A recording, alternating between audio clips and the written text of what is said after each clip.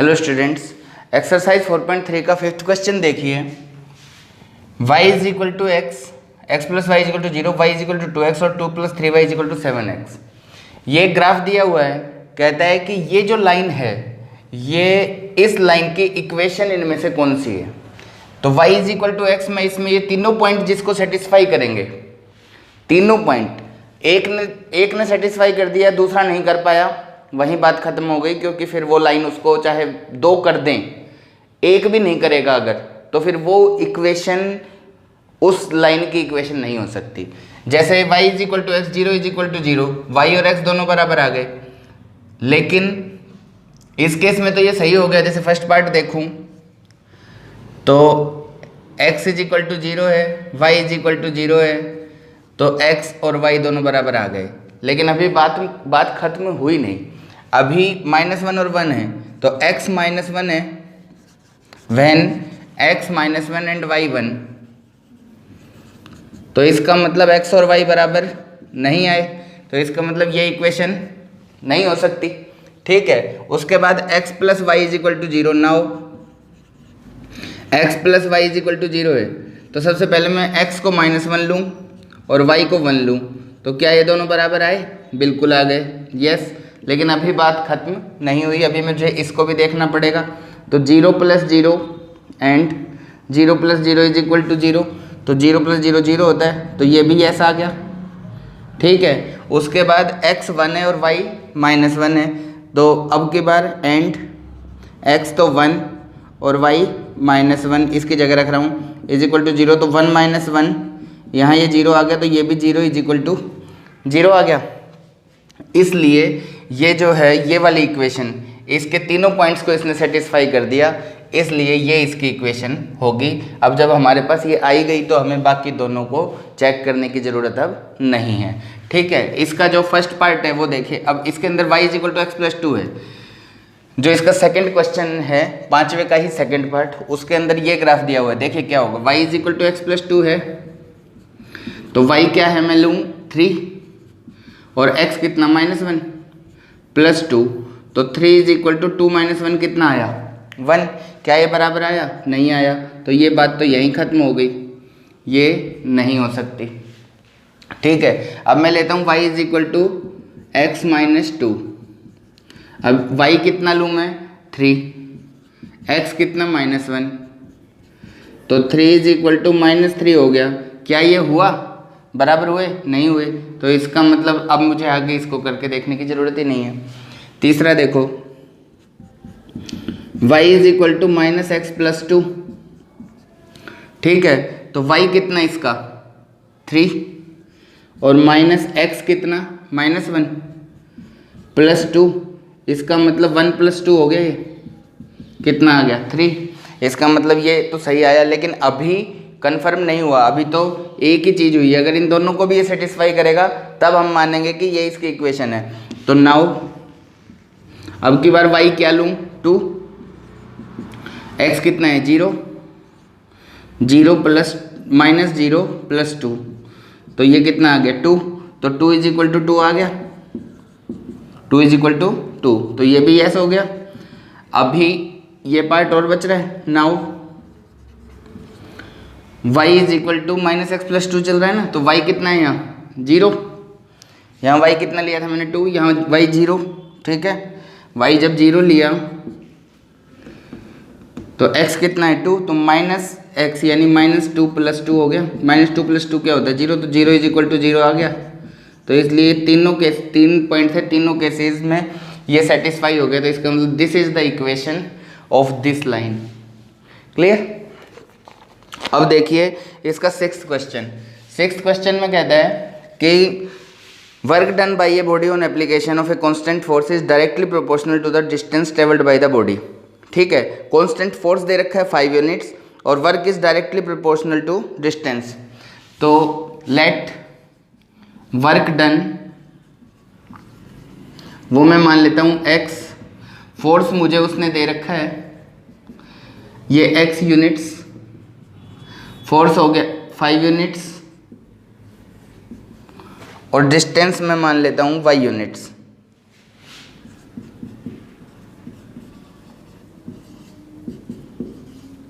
Clear. तो work is equal to, कह रहा है work is directly proportional to distance. तो work is directly proportional to distance, distance मान ली ये है ना, तो वर्क ऐसे हो गया, तो इसका मतलब W is equal to some constant into distance, तो W is equal to F into S, ये फॉर्मूला बन जाता है।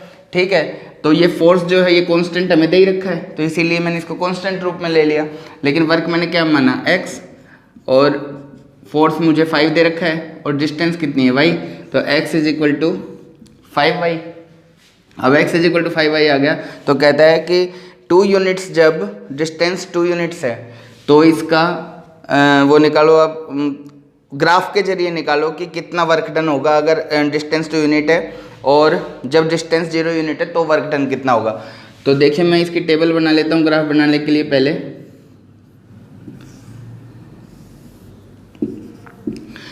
तो जब डिस्टेंस 2 यूनिट्स है तो y इज इक्वल टू 2, तो x कितना हो जाएगा 10, और जब डिस्टेंस 0 यूनिट्स है तो वर्क डन कितना हो गया 0।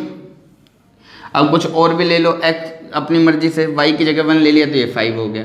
अब इसका आप ग्राफ बनाओगे तो इससे पहले ही पता लगा लिया हमने, पॉइंट ही ऐसे प्लॉट कर दिए इसके ऊपर, जिससे हमें पहले ही पता लग गया कि जब डिस्टेंस 2 यूनिट्स है तो वर्क डन 10 यूनिट्स हो गया, जब डिस्टेंस 0 यूनिट्स है तो वर्क डन 0 यूनिट्स हो गया। हमने पॉइंट से इस हिसाब से ले लिया क्योंकि उसने जो पूछा था वो पॉइंट्स लेने से हमें फ़ायदा हो गया इसमें। ठीक है, तो x is equal to 5y, तो ये 0, मैं यहाँ 2 4 6 8 10 ले लूँ,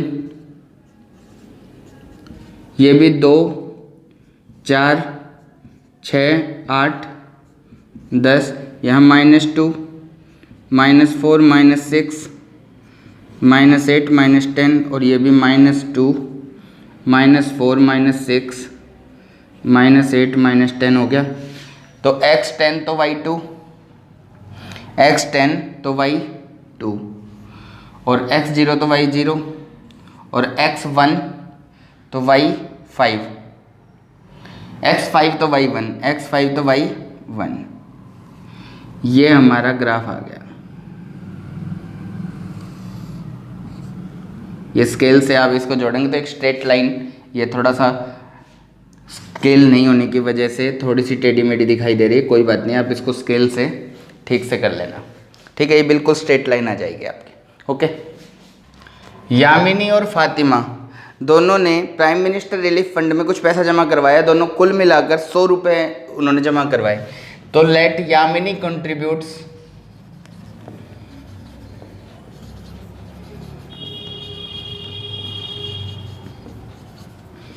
x रुपीज़ और Fatima contributes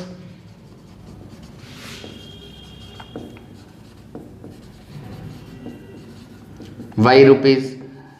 according to question इन दोनों ने कुल मिला के कितने रुपए जमा करवाए 100। कहता है इसका ग्राफ बनाओ।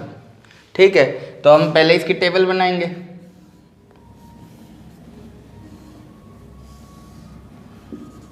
अब x की जगह 0 पुट करो, तो 0 यहाँ पुट करोगे तो y कितना आ जाएगा 100। जब y की जगह 0 पुट करोगे तो x 100 आ जाएगा। x की जगह 50 पुट कर दो तो y कितना आ जाएगा 50। अब आप आराम से इसका ग्राफ बना सकते हैं। देखिए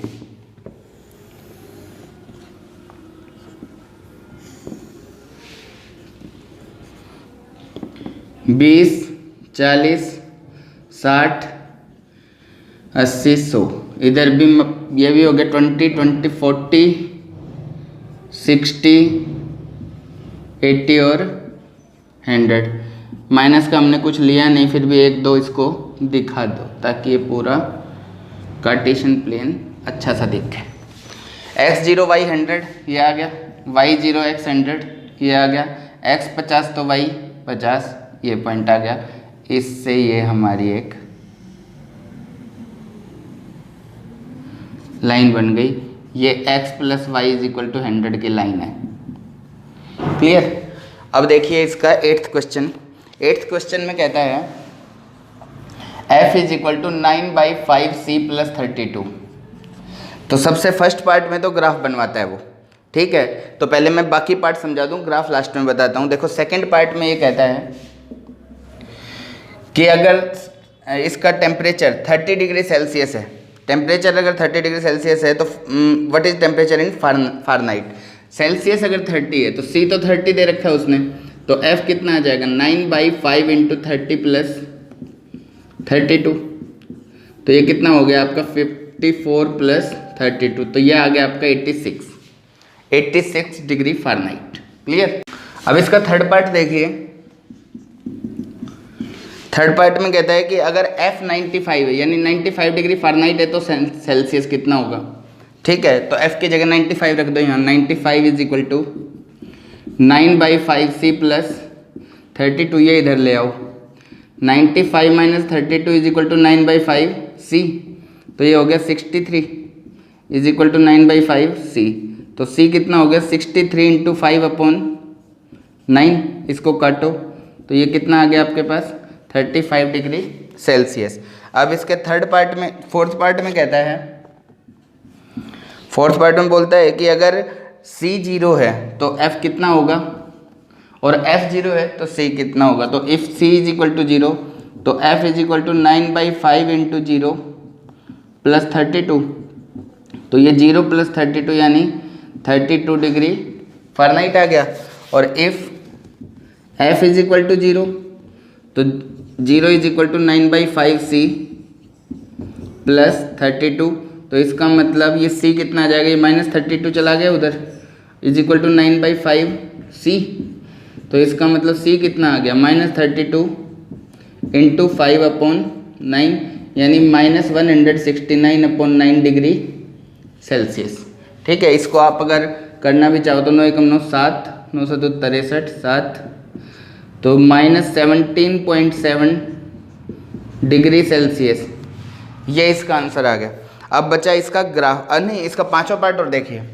पांचवें पार्ट में कहता है कि अगर क्या ऐसा कोई पॉइंट है जहां F और C दोनों बराबर हो जाएं, तो देखिए लेट हम मान लेते हैं F और C दोनों किसके बराबर हैं, x के बराबर, तो मैं वो वहाँ पुट करूँ तो x is equal to 9/5x plus 32, ये इधर ले आओ तो x minus 9/5x is equal to 32, 5 LCM, तो 5x minus 9x is equal to 32, इसका मतलब -4x, ये ऊपर चला गया 32 इंटू 5, तो x कितना हो गया 32 इंटू 5/-4, ये आ गया आपका -40 डिग्री। -40 डिग्री वो पॉइंट है जहां F और C दोनों इक्वल होंगे। क्लियर। अब हम इसका ग्राफ करेंगे। अब 8th का फर्स्ट पार्ट देखिए, उसके अंदर F is equal to 9/5C plus 32 दे रखा था, इसका ग्राफ बनाना है। उसने कहा कि फारेनहाइट को तो आप y एक्सिस लीजिए और सेल्सियस को जो है x एक्सिस के ऊपर लीजिए, तो मैंने C को x मान लिया है और F जो है y हो गया। ये हमारे पास इक्वेशन आ गई। मैंने x की जगह 0 पुट किया, x 0 पुट करने से ये 0 बन चुका है और प्लस में 32, तो y की वैल्यू मेरे पास 32 आ गई। और y जब मैंने 0 लिया तो ये इधर चला गया तो -32 हो गया, तो x आ गया -160/9 यानी -17.7, और x को जब मैंने 5 फिर एक पॉइंट और लेना था तो x को मैंने 5 पुट किया, तो y is equal to 9/5 into 5 plus 32, तो ये 41 आ गया मेरे पास। क्लियर। तो ये टेबल मेरे पास तैयार हो गई। अब इसमें मैंने ग्राफ बनाया, तो ये 10 20 30 40 50 इसलिए इस तरह लिए 1 centimetre is equal to 10 units.